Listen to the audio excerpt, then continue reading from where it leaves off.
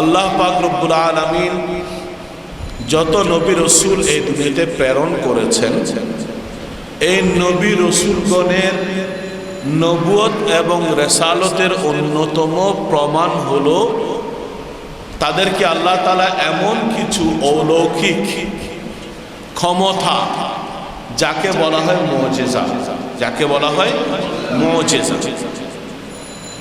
তাদেরকে আল্লাহ পাক রব্বুল আলামিন এমন কিছু অলৌকিক ক্ষমতা দিয়েছেন, যে অলৌকিক ক্ষমতার মাধ্যমে তারা যে আল্লাহ পাক রব্বুল আলামিনের পক্ষ থেকে প্রেরিত এবং আল্লাহ পাক রব্বুল আলামিনের জন্যই, এই দিন প্রচারের জন্যই যে আল্লাহ পাক রব্বুল আলামিন তাদেরকে নির্বাচন করে নিয়েছেন, তার অন্যতম প্রমাণ এবং দলিল। আমরা দেখি সমস্ত নবী রসুলগণ, এমন কোন নবী রসুল নাই যাকে আল্লাহ তাআলা বিভিন্ন মুজিজা দেননি, কিন্তু রসুল করিম সাল্লাল্লাহু আলাইহি ওয়া আলিহি ওয়াসাল্লামকে আল্লাহ পাক রব্বুল আলামিন এমন সকল মুজিজা আল্লাহ তাআলা দিয়েছেন, সমস্ত নবী রসুলকে মিলে যে পরিমাণ মুজিজা দেয়া হয়নি, একা রসুল করিম সাল্লাল্লাহু আলাইহি ওয়াসাল্লামকে সেই পরিমাণ মুজিজা দিয়েছেন। এই জন্য বিভিন্ন কিতাবের মধ্যে আল্লাহ রসুলের মুজিজার সংখ্যা প্রায় ৩৫০০ পর্যন্ত উল্লেখ করা হয়েছে। রসুল করিম সাল্লাল্লাহু আলাইহি ওয়াসাল্লামের মুজিজার অন্যতম একটা দিক হলো,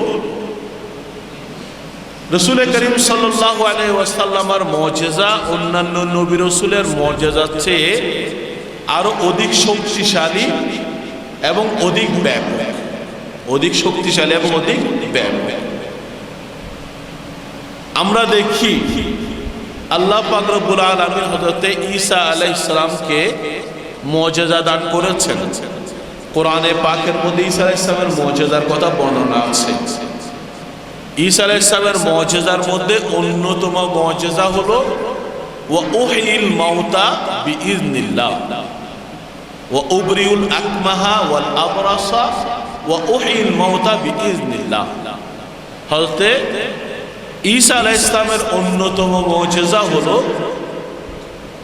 তিনি যখন কোনো জন্মান্ধ, যে পৃথিবীর আলো কখনো দেখেনি, তার চোখের মধ্যে হাত বুলিয়ে দিতেন, সাথে সাথে ওই ব্যক্তির চোখ ভালো হয়ে যেত, সে দেখতে পেত। এমন ওয়াল আবরাস, আবরাস হলো যাদের শ্বেত রোগ, শরীরের মধ্যে সাদা রোগ যাদের থাকে, এই ধরনের কোনো ব্যক্তিকে তিনি হাত লাগানোর সাথে সাথে ওই ব্যক্তি সুস্থ হয়ে যেত। এবং তার অন্যতম মুজিজা হলো, তিনি যে কোনো মৃত ব্যক্তি, যদিবা তার মৃত্যুর শত শত বছর অতিক্রান্ত হয়ে যায়, তারপরও তিনি যখন চাইতেন, যে কোনো মৃত ব্যক্তিকে যদি বলতেন কুম বিইজনিল্লাহ, আল্লাহর নামে তুমি জীবিত হয়ে যাও, সেই মৃত ব্যক্তি সাথে সাথে জীবিত হয়ে যেত।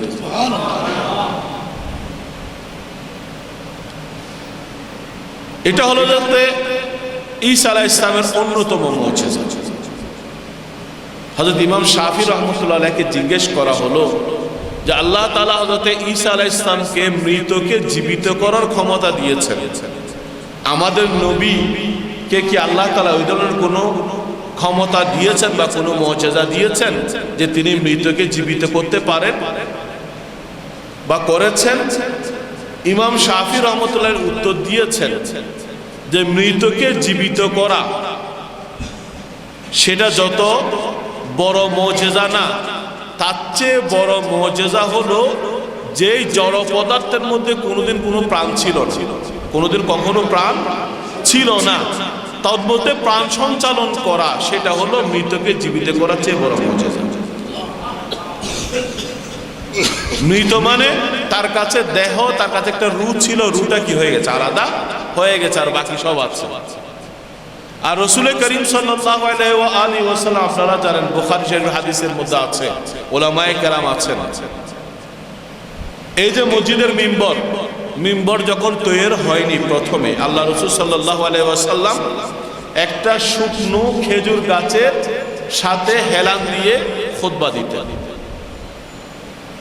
বুখারী এবং মুসলিমের রিওয়ায়াত আছে, এক মহিলা আল্লাহ রাসূলের দরবারে আসলেন, বললেন, ইয়া রাসূলুল্লাহ, দীর্ঘ সময় আপনি দাঁড়িয়ে দাঁড়িয়ে খুতবা দিতে বা হেলান দিয়ে খুতবা দিতে আপনার কষ্ট হয়, আপনি যদি অনুমতি দেন তাহলে আপনার জন্য একটা মিম্বর তৈরি করে দিই, সেই মিম্বরে বসে আপনি খুতবা দিবেন। তখন আল্লাহ রাসূল সাল্লাল্লাহু আলাইহি ওয়াসাল্লাম ওই মহিলার সেই আরজি কবুল করলেন। ওই মহিলা একটা মিম্বর তৈরি করে আনলেন, এটা হলো প্রথম মিম্বর। যখনই রাসূল করিম সাল্লাল্লাহু আলাইহি ওয়াসাল্লাম জুমার দিন সেই মিম্বরে পা মুবারক রাখলেন উঠার জন্য, সাথে সাথে মসজিদের মধ্যে কান্না, ছোট বাচ্চার কান্নার আওয়াজের মতো মসজিদের মধ্যে কান্নার আওয়াজ শুনতে পাচ্ছে। সবাই এদিক ওদিক তাকাচ্ছে, এখানে কোনো ছোট বাচ্চা নেই, কে কান্না করছে কেউ দেখতে পাচ্ছে না, কিন্তু কান্নার শব্দ আসছে, সবাই এদিকে ওদিকে তাকাচ্ছে। এমন সময় আল্লাহ রাসূল সাল্লাল্লাহু আলাইহি ওয়াসাল্লাম মিম্বর শরীফ থেকে নামলেন, নেমে ওই খেজুর গাছ, যে শুকনো খেজুর গাছের সাথে হেলান দিয়ে রাসূল করিম সাল্লাল্লাহু আলাইহি ওয়াসাল্লাম খুতবা দিতেন, আল্লাহ রাসূল থেকে বিচ্ছেদ হয়ে যাওয়ার কারণে আজ থেকে আল্লাহ রাসূল মিম্বরে বসে খুতবা দিবেন, আমার সাথে আল্লাহ রাসূলের দেহ মোবারকের সম্পর্ক হবে না, আল্লাহ রাসূলের সাথে স্পর্শ হওয়ার সেই বরকত থেকে আমি মাহরুম যাব। এই কারণে, এই বিরহের কারণে ওই শুকনো খেজুর গাছ কান্নাকাটি করছে। তখন এটা বুখারীর হাদিস, এটাকে উস্তুনে হান্নানা বলা হয়, উস্তুনে হান্নানা বলা হয়, যেটাকে শায়ের বলছেন, উস্তুনে হান্নানা আদি হিজরে রাসূল নালানি জাদহাম চু আরবাব ওয়াকুল সালাতুনিয়া রাসূলুল্লাহ আলাইকুম সালামুনিয়া। এই জন্য এটার নাম হয়ে গেল উস্তুনে হান্নানা। হান্নানা মানে মোহব্বতে যে কান্না করে। তখন রাসূল করিম সাল্লাল্লাহু আলাইহি ওয়াসাল্লাম মিম্বর থেকে নামলেন, নেমে এই শুকনো খেজুর গাছকে আল্লাহ রাসূল বুকে জড়িয়ে ধরলেন, বুকে জড়িয়ে ধরলেন। এবং হাদিসের মধ্যে আছে, ছোট বাচ্চা যখন কান্না করে তাকে মাথায় পিঠে হাত বুলিয়ে যেভাবে শান্ত করতে হয়, আল্লাহ রাসূল সাল্লাল্লাহু আলাইহি ওয়াসাল্লাম ওই খেজুর গাছকে ওইভাবে হাত বুলিয়ে বুলিয়ে কি করতেছেন, ঠান্ডা করতেছেন, ঠান্ডা হয়েছে। আল্লাহ রাসূল তাকে দুইটা অপশন দিলেন, একটা হলো তুমি যদি চাও এই জায়গায় তোমাকে আমি রোপণ করে দেব, পৃথিবীর অন্যান্য খেজুর গাছগুলোতে বছরে একবার ফল দেয়, তোমার মধ্যে সারা বছর কন্টিনিউ ফল আসতে থাকবে। পৃথিবীর বিভিন্ন জায়গা থেকে মানুষ এই মদিনা মুনাওয়ারা জিয়ারত করতে আসলে তখন তোমার এই গাছ থেকে ফল ভোগ করবে, একটা অপশন। আর দ্বিতীয় অপশন হলো তুমি যদি চাও তাহলে তোমাকে আমি বেহেশতে একটা গাছে রূপান্তরিত করে দেব, বেহেশতের একটা খেজুর গাছে রূপান্তরিত করে দেব। তখন ওই খেজুর গাছ আল্লাহ রাসূলের দ্বিতীয় অপশনটা গ্রহণ করেছে। কিতাবের মধ্যে আছে আল্লাহ রাসূল সাল্লাল্লাহু আলাইহি ওয়াসাল্লাম ওইটাকে কাপড়ে জড়িয়ে ওই মিম্বরের জায়গায় ওই খেজুর গাছটা দাফন করে দিয়েছেন, এবং কিয়ামতের দিনে সেটা জান্নাতের একটা খেজুর গাছে রূপান্তরিত হবে, বেহেশতবাসী ওই খেজুর গাছ থেকে খেজুর খেতে থাকবে। তাহলে দেখা যাচ্ছে খেজুর গাছ প্রাণ থাকলেও তার প্রাণ কেউ কখনো অনুভব করেনি। খেজুর গাছ কখনো কান্না করতে, তার দুঃখ, তার সুখ, বেদনা কোনোটা বোঝানোর কোনো ক্ষমতা খেজুর গাছের মধ্যে নাই, ছিলই না। কিন্তু রাসূল করিম সাল্লাল্লাহু আলাইহি ওয়াসাল্লামের স্পর্শের কারণে জড় পদার্থ, যার মাঝে কোনো শব্দ করার, যার মাঝে কষ্ট অনুভব করার, সুখ অনুভব করার, কোনো কিছু বলার কোনো ক্ষমতা ছিল না, আল্লাহ রাসূলের সাথে স্পর্শ হওয়ার কারণে ওখানে প্রাণ এসে গিয়েছে, এবং ওই খেজুর গাছ সে কান্না করার সেই ক্ষমতা তার মাঝে চলে এসেছে। এই জন্য বললেন যে হযরত ঈসা আলাইহিস সালাম মৃতকে জীবিত করেছেন, দেহের মধ্যে প্রাণ ছিল, প্রাণটা আলাদা করে নেওয়া হয়েছে। এতটুক আবার ফিরিয়ে দিয়েছেন। কিন্তু আল্লাহ রাসূল সাল্লাল্লাহু আলাইহি ওয়াসাল্লাম ওই খেজুর গাছ যার মধ্যে জীবনে কখনো প্রাণেই ছিল না, তার মধ্যে আল্লাহ রাসূল সাল্লাল্লাহু আলাইহি ওয়াসাল্লাম প্রাণ দিয়েছেন। সুতরাং ঈসা আলাইহিস সালামের মৃতকে জীবিত করাচ্ছে আল্লাহ রাসূলের খেজুর গাছকে জীবিত করে, তার মধ্যে কান্নার শক্তি, কথা বলার শক্তি, বিরহ বুঝার শক্তি যে আল্লাহ রাসূল সৃষ্টি করে দিয়েছেন। আল্লাহ রাসূলের মুজিজা হযরত ঈসা আলাইহিস সালাম মুজিজাটি আরো। আরেকটা প্রশ্ন করা হয়েছে যে হযরতে মূসা আলাইহিস সালাম লাঠি দিয়ে পাথর থেকে পানি বের করেছেন বনি ইসরাইলের জন্য। 12টা গোত্রে বিভক্ত ছিল, 12টা জন্য ফান বাজারান মিজুস্তাতা আশরা আইনান। 12টা যখন হযরতে মূসা আলাইহিস সালাম তার দলবল নিয়ে মিশর থেকে বাইতুল মুকাদ্দাস থেকে ফিলিস্তিনে চলে গেলেন, পার হয়ে গেলেন, তখন তারা যখন পিপাসার্ত হলো, হযরতে মূসা আলাইহিস সালাম লাঠি দিয়ে পাথরের উপর আঘাত করেছেন, তখন 12টা ঝর্ণা বের হয়েছে। 12টা ঝর্ণা বের হয়েছে, সেটা 12টা গোত্রের জন্য সেটা ভাগ করে দেওয়া হয়েছে, তারা সেখান থেকে পানি পান করেছে। ইমাম শাফিঈ রাদিয়াল্লাহু আনহু প্রশ্ন করা হলো, হযরতে এই মূসা আলাইহিস সালাম পাথর থেকে পানি বের করেছে, আল্লাহ রাসূলের এর জন্য কোনো মুজিজা আছে কিনা? তখন হযরত ইমাম শাফিঈ বললেন, আল্লাহ রাসূল পানি বের করেছেন, তবে পাথর থেকে নয়, কারণ পাথর থেকে পানি বের হবে।